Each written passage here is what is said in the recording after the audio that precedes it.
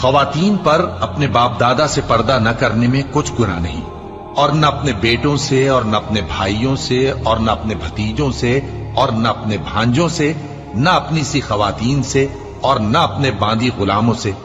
اور اے خواتین، اللہ سے ڈرتی رہو، بے شک اللہ ہر چیز سے واقف ہے۔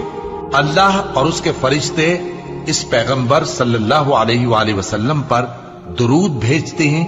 مومنو، تم بھی ان پر درود بھیجو اور خوب سلام بھیجا کرو۔ جو لوگ اللہ اور اس کے پیغمبر صلی اللہ علیہ وآلہ وسلم کو اذیت پہنچاتے ہیں، ان پر اللہ دنیا اور آخرت میں لعنت کرتا ہے، اور ان کے لیے اس نے ذلیل کرنے والا عذاب تیار کر رکھا ہے۔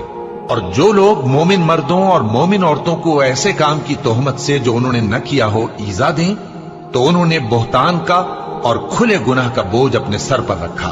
اے پیغمبر صلی اللہ علیہ وآلہ وسلم،